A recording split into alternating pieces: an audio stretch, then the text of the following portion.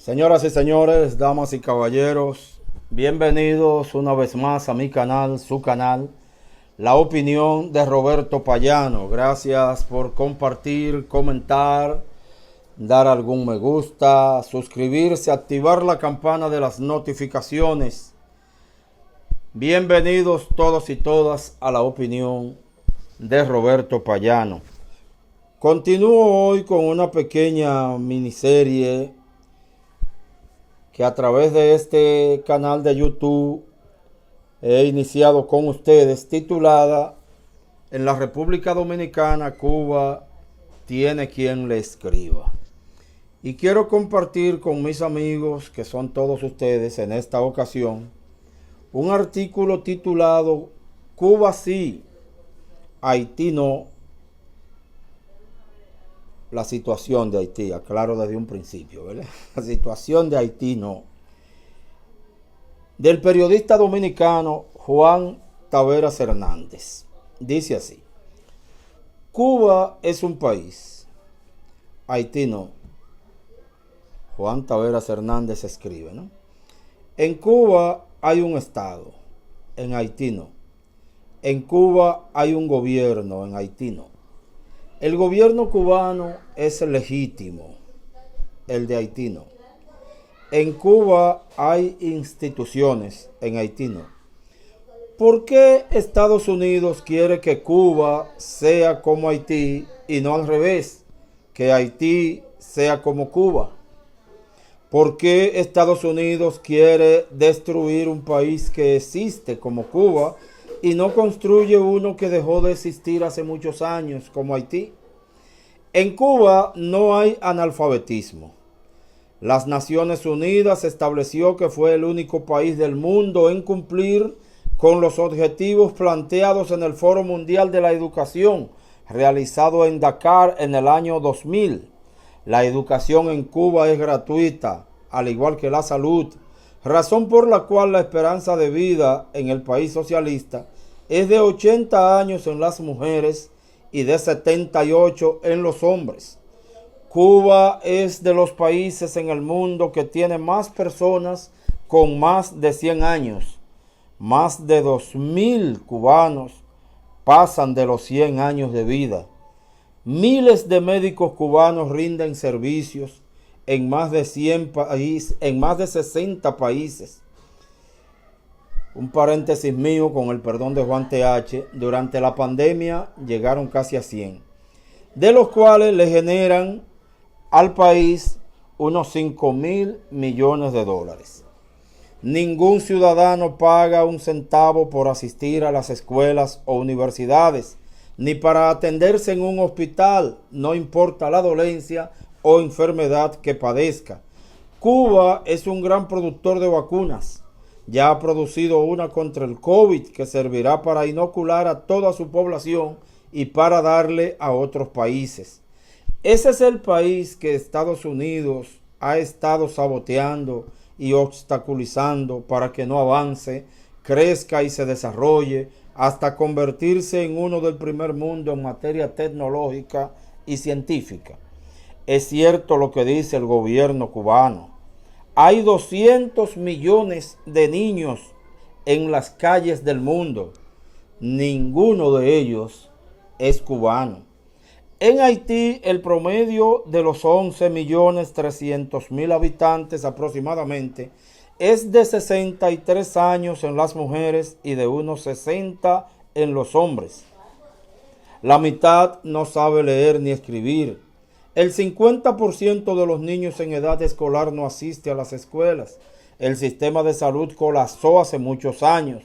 La gente muere en las calles por hambre, sin ropa, vivienda, electricidad, agua potable, transporte, seguridad ciudadana, etc. En Haití la deforestación es del 98%, contrario a Cuba, que ni los ciclones han podido deforestar. Haití es uno de los países más pobres del mundo. Cuba no. En Haití no hay bloqueo económico como en Cuba desde hace más de 60 años. El bloqueo le ha costado a la mayor de las Antillas más de 100.000 millones de dólares. ¿Se imaginan a Cuba socialista con más de 100.000 millones de dólares invertidos en salud, educación, industria, energía, presas, agricultura, etcétera? Con más de 100.000 millones de dólares invertidos en la gente, estoy seguro que Cuba sería el país con mayor desarrollo del continente americano, incluyendo Estados Unidos, solo comparable en desarrollo humano con Canadá. Estados Unidos, la primera economía del mundo, la primera potencia, el imperio más poderoso que ha conocido la humanidad, tiene 43 millones de analfabetos, 43 millones con dificultad para leer y escribir, en tanto que 16 millones son totalmente analfabetos. Tiene igualmente millones de pobres hambrientos, 35 millones, niños en las calles sin hogar y sin familia, 4 millones de adolescentes y 3 millones de adultos son mendigos en los Estados Unidos. La educación está privatizada al igual que la salud. Si comparamos el sistema democrático de Estados Unidos con la dictadura cubana, donde la salud, la educación son gratuitos, donde el pago de viviendas y de la energía eléctrica son bajísimos, la seguridad ciudadana está garantizada, sin problemas de alcoholismo ni narcotráfico, con violencia mínima, me quedaría sin pensarlo dos veces en el régimen socialista. Desde hace años me pregunto, ¿por qué Estados Unidos no deja que el pueblo cubano tome sus decisiones como lo hizo con el triunfo de la revolución en 1959 sin injerencia de potencia alguna? ¿Por qué no termina con el bloqueo económico, político y cultural que mantiene por más de 60 años, que impide el desarrollo sostenido de la isla? ¿Por qué Estados Unidos no acude con todo su poderío económico, político y militar en ayuda del pobre pueblo haitiano que se muere de hambre? ¿Por qué no invierte 50 o 100.000 millones de dólares en sus instituciones, creando escuelas, universidades, hospitales, presas, viviendas, calles y carreteras, industrias que generen miles de empleos?